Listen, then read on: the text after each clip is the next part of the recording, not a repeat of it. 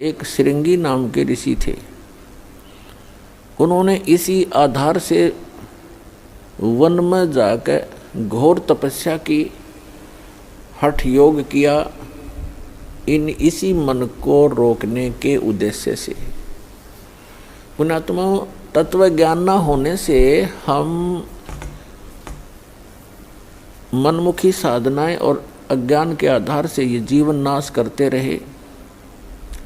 जनसाधारण ये सोचा करता था कि बड़े महर्षि हैं, ऋषि हैं और बड़ा कठिन तप कर रहे हैं। उसके विषय में सूक्ष्म वेद में परमेश्वर ने आकर स्वयं बताया है कि डंब करें डूंगर चढ़ें, अंतर्जीनी झूल और जग जाने ये भक्ति करें, ये बोवें सूल बबूल। कोई पहाड़ पर, कोई ऊंचे से स्थान पर के दूर तक दिखाई देऊं मैं कहीं साधना कर रहा है कोई संत। डंब करें, डंब माने पाखंड करते हैं, लोग दिखावा करते हैं। डंब करें डूंगर चढ़ें, डूंगर माने पहाड़ पर ऊंचे स्थान पर चढ़ जाते हैं। अंतर झीनी झूल, अंदर जो की तू बकवाद भरी है, और जग जाने यो भक्ति करे, ये बोवे सूल बबूल। अपने भविष्य में ये कांटे बो रहे हैं तत्व ज्ञान के अभाव से। उसके लिए क्या बताते हैं परमात्मा कि एक श्रृंगी नाम के ऋषि थे। उन्होंने ऐसे ही अपने इसी अज्ञान आधार को प्रमुख रखकर वन में चले गए, फॉरेस्ट के अंदर बैठ गए जाकर, हठ योग किया। इन्होंने क्या सोच रखा है कि पहले अपनी इंद्रियों को काबू करें और ताकि ये भक्ति में फिर बाधक ना हो। इस उद्देश्य को लेकर के दूसरा वो रखते हैं कि जैसे वन में चले भी गए तो भूख प्यास सताती है।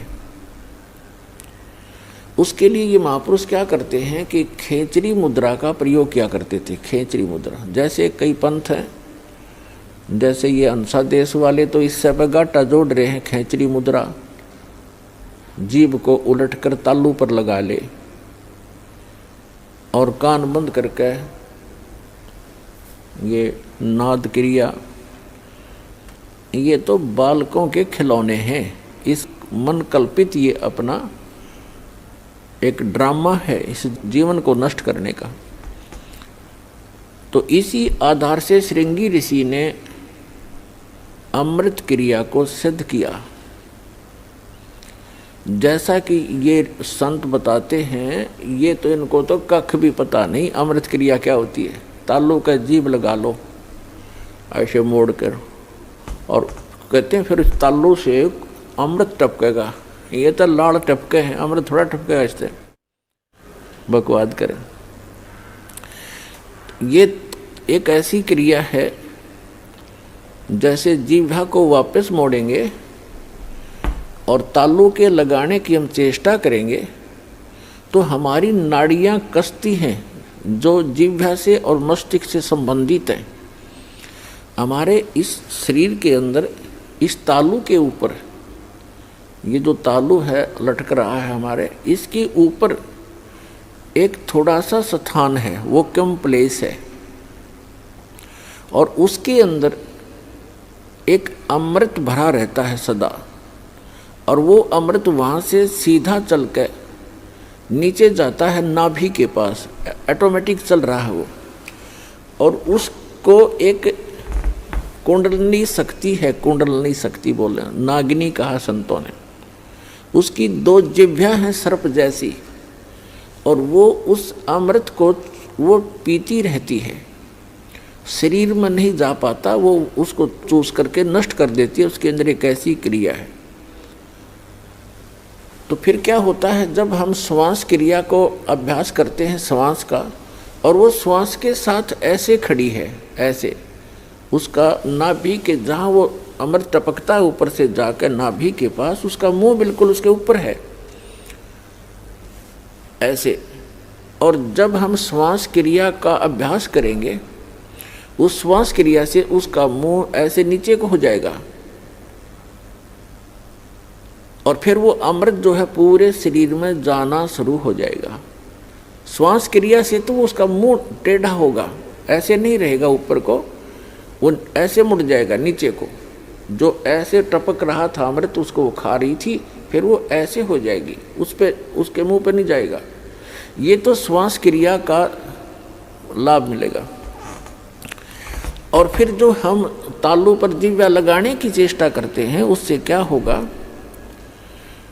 कि इस तालू के ऊपर एक स्थान है जहाँ पर ये अमृत भरा रहता है, लिक्विड सा है ये। उसके नीचे वो एक जैसे इसको अर्ध छोटा सा बेर होता है, बेर का फल, बेरी का फल, उसको आधा काट दे, साफ कर दे, इतना सा है वो, ऐसे आधा कटा हुआ। और उसके बिल्कुल नीचे एक वाल है, वाल, और उसके ऊपर एक छोटी सी नाड़ी टिकी हुई है जो उस वाल के सुराख को रोक रही है। तो उस अभ्यास करने से, जो श्वास क्रिया से, तो नागनी का फन नीचे को हो जाएगा और फिर वो नीचे जाना शुरू होगा।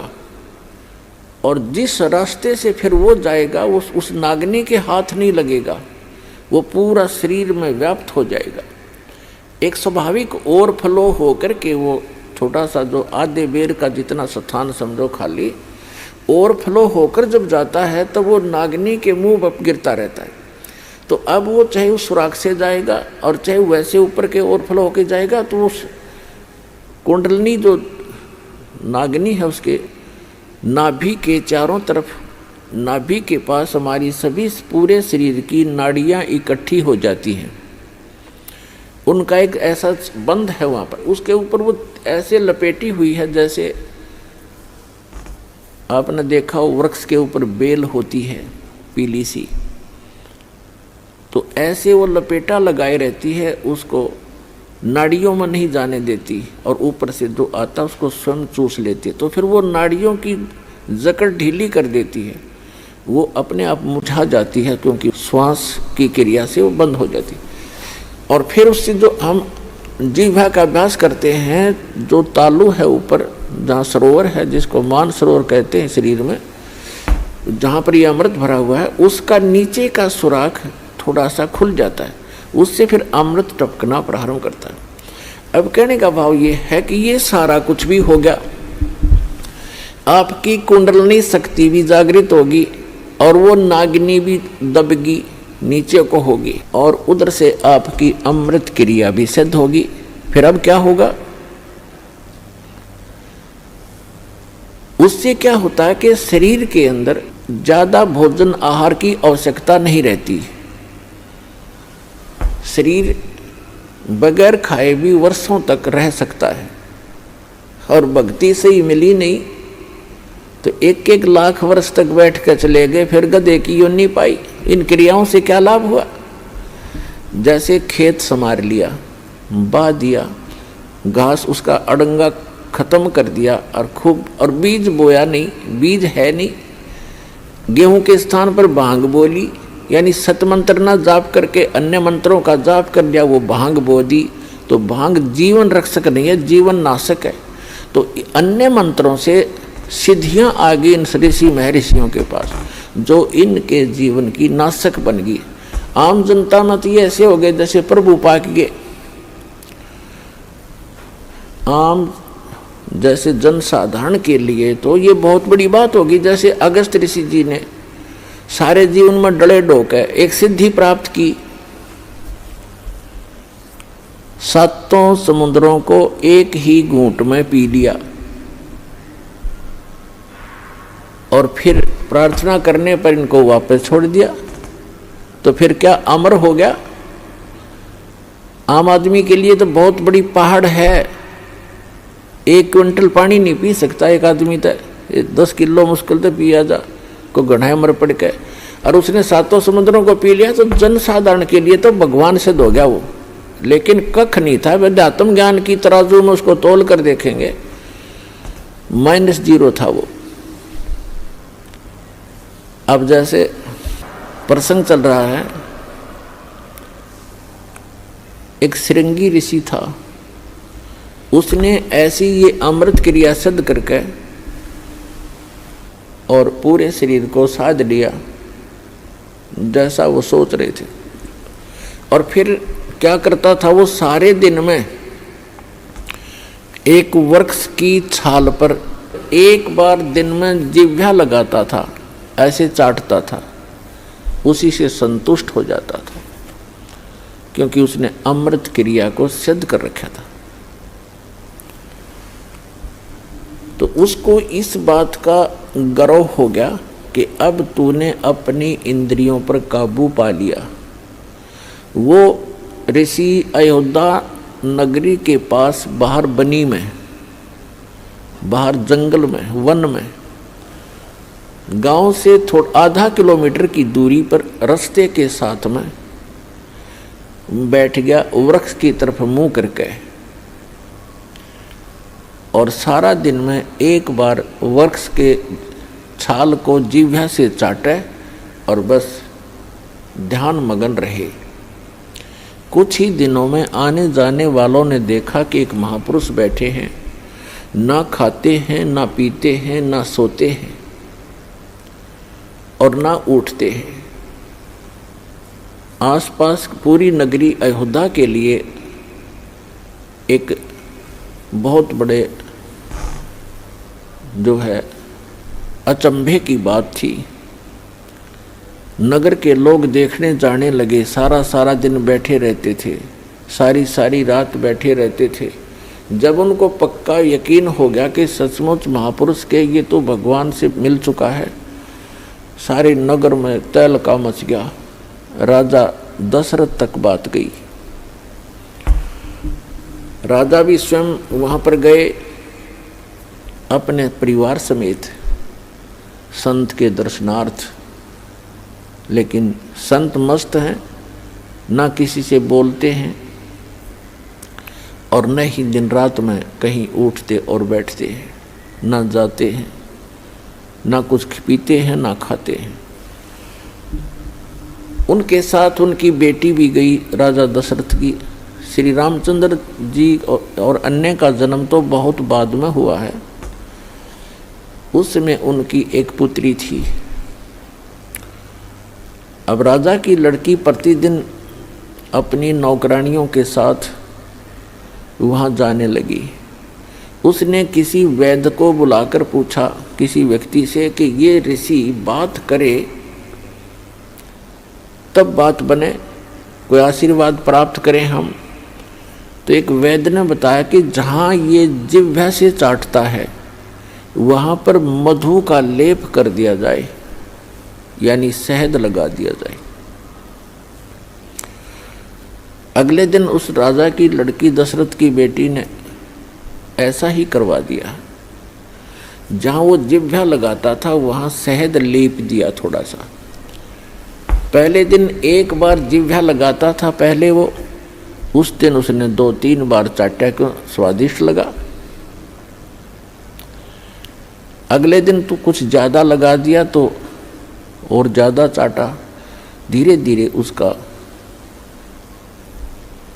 जो है भूख जागृत होगी। फिर उसको खीर ख्यार खिलाने लग गए। कुछ दिन के बाद वो हलवा पूरी खाने लग गया। अपने पिता की आज्ञा लेकर लड़की ने कहा कि ऐसे महापुरुष को पिताजी घर ले चलते हैं। राजा दशरथ ने उनको गुरु धारण कर लिया। श्रृंगी ऋषि युवा थे, अपने घर पर रख लिए और उन्हीं की देख रेख में, उन्हीं की आज्ञा से पुत्र प्राप्ति के लिए एक अनुष्ठान की तैयारी की। और उससे पहले वही श्रृंगी ऋषि दशरथ की पुत्री बेटी को लेकर चंपत हो गया। तो पुण्यात्माओं, परमात्मा कहते हैं मन के मते न चालियो, ये मन है पक्का दूत, और ले डोबे दरिया में जा हाथ से छूट। विकार मरे मत जानियो, जो भूबल में आग।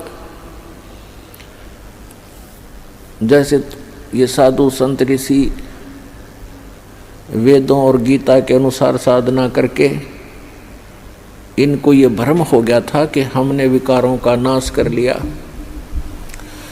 तो परमात्मा कहते हैं विकार मरे मत जानियो, जैसे अग्नि का अंगारा राख में दबा रखा हो, ऊपर से राख भी ठंडी हो जाती है, ऐसा लगता है जैसे आग खत्म होगी, लेकिन कहते हैं वो राख हटाओगे ना जब उस अंगारे के ऊपर से, वह पहले से ज़्यादा धधकती दिखाई देगी आपको। तो यहाँ परमात्मा कहते हैं विकार मरे मत जानियो, जो भूबल में आगे। अब ये विकार मरेंगे कैसे? वो क्रिया वही है, लेकिन उनके अंदर जैसे श्वास, वो श्वास की क्रिया क्या चीज है? ये तो एक समझ लो सिरिंज है, सिरिंज। सिरिंज में औषधि कौन सी जानी चाहिए? उस औषधि से रोग नाश होता है। सिरिंज के अंदर अन्य औषधि डालकर वैसी ही क्रिया करने से, इंजेक्शन लगाने से रोग नाश नहीं होगा जब तक उस रोग नाश की सही औषधि प्रयोग नहीं की जाएगी। तो अब इस दास के पास वो औषधि है सतनाम की। श्वास वो श्वास के सिमरण है, और ये सिमरण से ही आपका मन भी काबू होगा, आपके विकार भी नाश होंगे। परमात्मा कहते हैं इस मानव शरीर के अंदर इतना जो है विकार ग्रस्त है, ये ऐसे ढंग से इसकी कंस्ट्रक्शन है, इसमें ये तो आशा करना ही नहीं कि ये पूर्ण रूप से स्वस्थ हो जाएगा और इसमें कोई विकार नहीं रहेगा। ये तो पैदा ही विकारों से हुआ है। लेकिन इस भक्ति से, सत साधना से ये विकार ऐसे जकड़ दिए जाएंगे, ऐसे बांध दिए जाएंगे कि फिर ये हानि नहीं करेंगे। जैसे कोई पशु है और वो ऐसे फूंफा करता है, मार देता है, सींगों से मार देता है, तो उसको बांध दिया जाता है टाइट रस्से तक। अब वो रस्से से इतना टाइट बांध दिया गया है कि वो हानि नहीं कर सकता, फूंफा कर सकता है, लेकिन उसकी सीमा बना दी।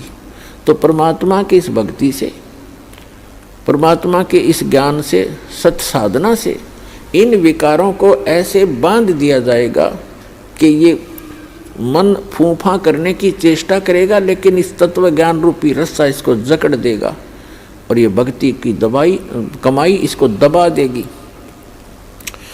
जैसे कोई भी इंसान है, कोई रिश्वत लेता है, जिसमें उसको ये ज्ञान होगा कि ये रिश्वत तेरा दुश्मन है, ये तो विष खा रहा है, इस तत्व ज्ञान से पूर्ण रूप से विश्वास हो जाएगा, तो उसके बाद मन चाहेगा कि ऐसा ले लूं, मोटी रकम मिल रही है, लेकिन आत्मा धिक्कारेगी, खबरदार इसका हाथ लगा दे, तो ये फूंफा करके चुप हो जाएगा।